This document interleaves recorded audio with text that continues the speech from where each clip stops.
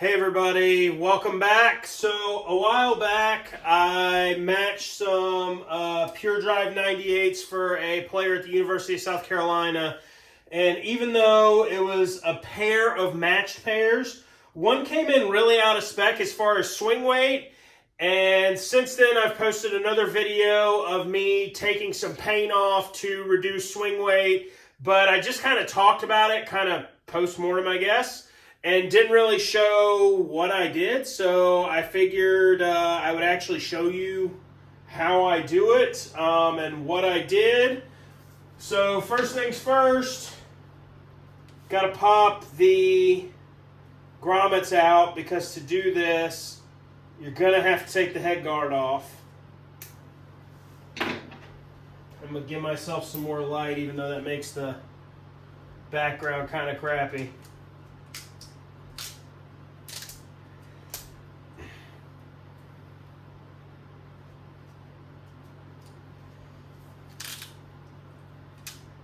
World's longest bumper guard here.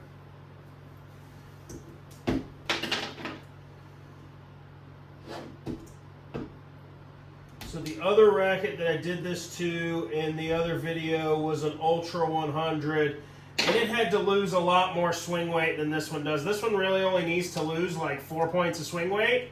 That one, realistically, I needed to lose like 10. But I think I only took it down like, I don't know, 6. Something like that.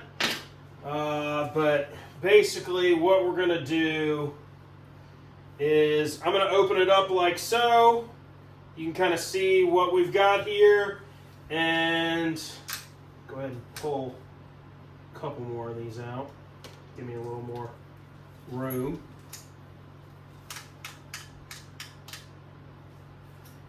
And I'll fold it down out of my way. And actually, take one of these little rubber bands and rubber band the head guard to the grip so it's out of my way. Because this head guard goes so far around, like, I don't need to take out one more little grommet to get it out. But what I'm going to do, I'm going to pick a section that I'm going to take the paint off, and I'm going to mark it with a Sharpie to kind of give me a ballpark of how much travel. 5, 1, 2, 3, 4, 5.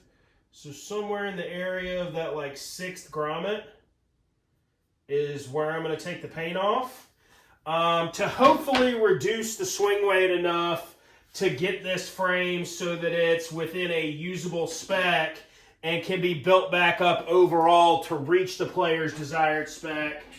So I used a Dremel tool with basically what amounts to like a pumice stone on it, and it did a pretty good job of taking the paint off of the Ultra, so I suspect it'll do just fine on this one.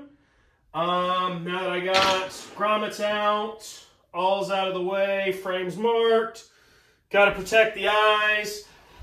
This is a 2-speed Dremel tool. It's just an electric plug-in. I run it on low because I want to make sure I don't damage the actual graphite in the frame while I'm doing this. And basically, I'm going to hold it on the ground with one hand while I do it so that the frame's got a little more stability. And I'm just going to sand some paint off the top of this frame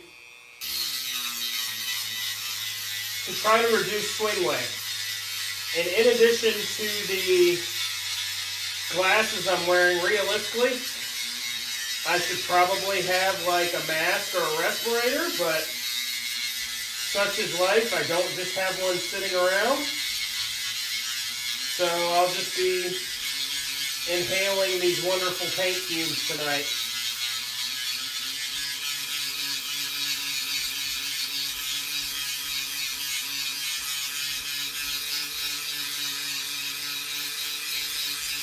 Similar to using a heat gun to put a grip on, you don't really want it to sit in one spot. You just keep moving, particularly once you've like broken the main seal, I guess. Like once you kind of get through, you can start kind of cleaning up the edges.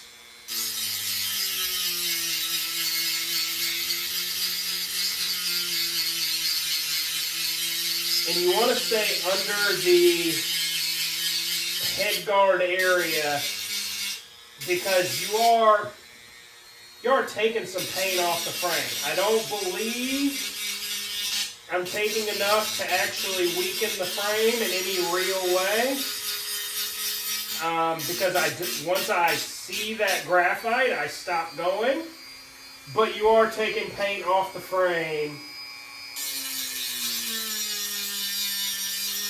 So you want to make sure you're not too heavy-handed, because you don't want to actually be wearing out the structural integrity of the frame.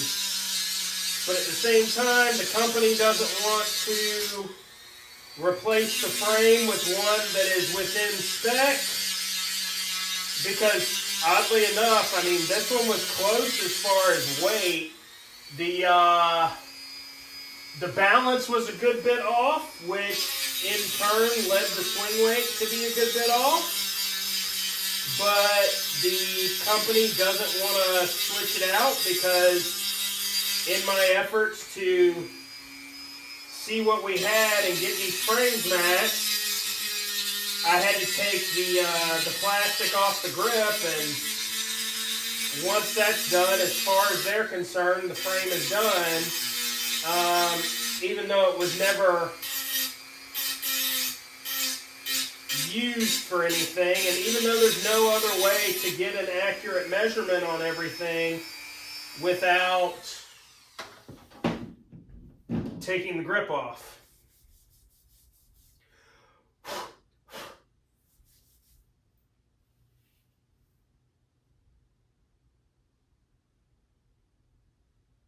Actually, probably do a little more here to clean that up, because I don't even think I'm through the primer all the way there. It's still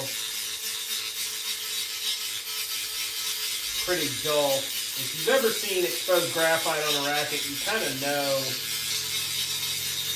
what they look like when you make it there. Typically, it's as a result of the player like dragging it on the cord to make volleys. Alright, so sanded off a good bit of the paint there at the top. Try to get this just right. Give it a good wipe down here. Try to get as much of that dust out of the way as we can. Now, try to get this head guard back on so that I can get a new swing weight on it and see where we're at and where we need to go from here. I would suspect, based on previous experience with the Ultra, that I've already made enough of a swing weight impact that we're there with that amount of distance. But I've also been told by some other customizers that that kind of varies depending on paint thickness. So maybe like the paint was thicker on the Ultra, so it took off more weight faster. Or conversely, the paint's thinner on these, so it didn't take off as much weight as quickly. But hopefully I took off just the right amount, and I'm not going to have to open it back up and put some lead on the top to get it just where it needs to be, because that would suck a little bit to have taken just a hair too much paint off and have to open it up just to get it right. But I'll be honest with you, wouldn't surprise me.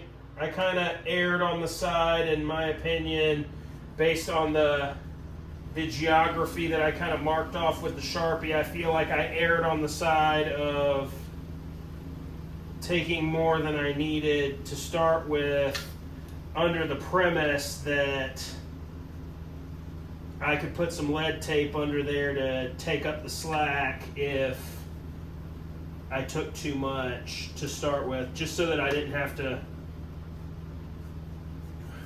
try the sanding again. On this particular frame, You can see where I sanded because the head guard on this doesn't have quite the overlap that an Ultra does. So you can see it a little bit, but no big deal. I mean, that's where the frame would wear from contacting the ground at any point in time anyway. And it's still got a brand new head guard on it, so it's not going to wear any further until he's through the head guard. So I think we're in pretty good shape.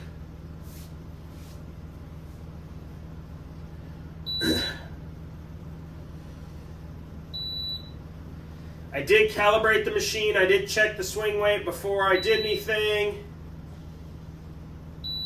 Now it's got me like second guessing life and thinking I may need to recalibrate the swing weight machine again, because I can't imagine all that I just took off really only took off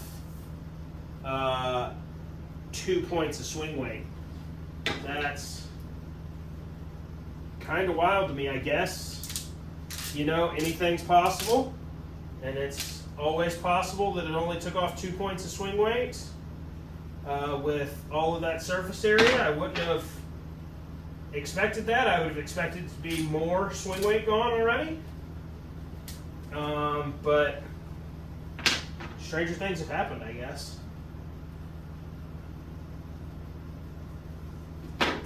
Let's see here. Gonna have to pick a broader point to sand to.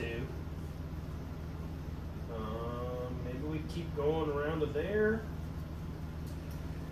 and we'll do the same thing on the other side. Once I get the guard where I can fold it down again. Same as last time, I'll just fold it down and have it stuck to the handle for, well, if it wants to do that, I guess.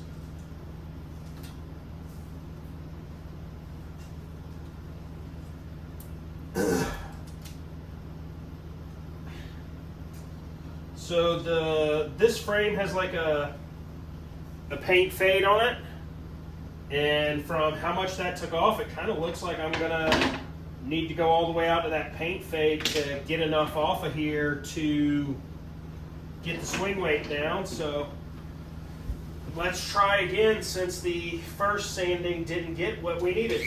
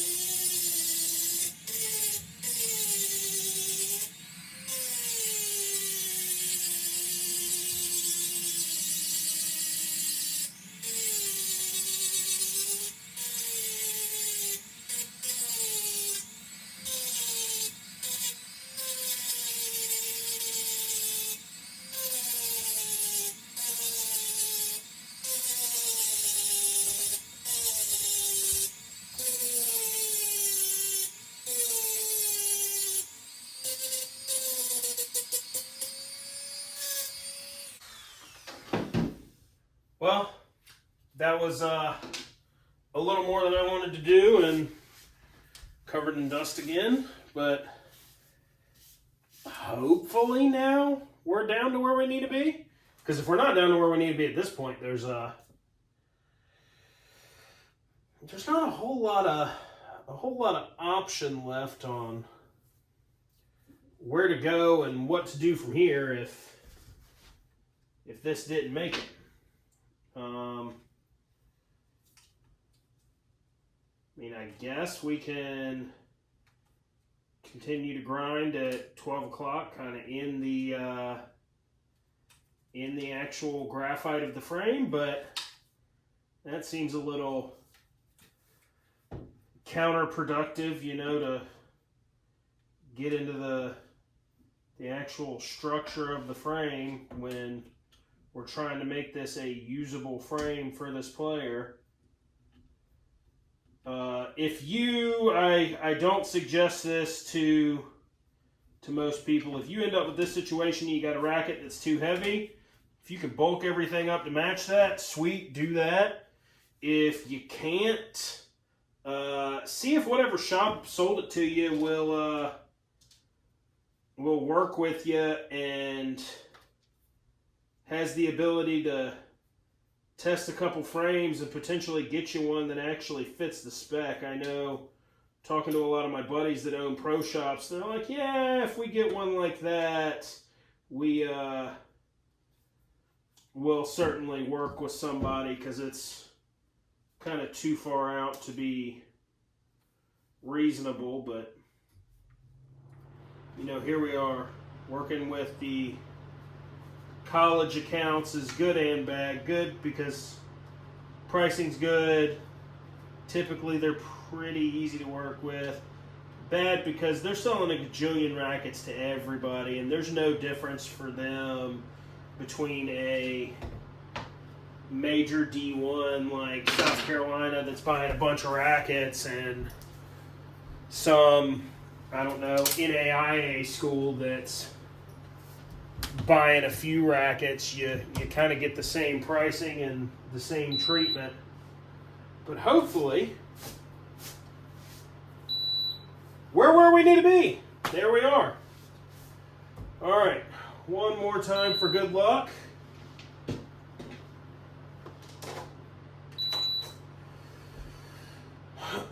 All right, I am down to the swing weight that I need to be at for this player. Now I can commence with the actual customization of this racket. If you liked what you saw today, please like the video. Please subscribe to the page. If you have any questions about what you saw today, cool, so do I, but feel free to ask them. Maybe I can ask somebody else, because this is really something that I've known you could do for a while. I've never been super successful with, but I talked to a few guys at the US Open this year, and they're like, yeah, it can be done. Don't worry about it. So here we are, and now we're decreasing swing weight on frames to make them fit into spec. So got to get this one customized and strung so we can go back tomorrow, but thanks for watching. See you guys next time.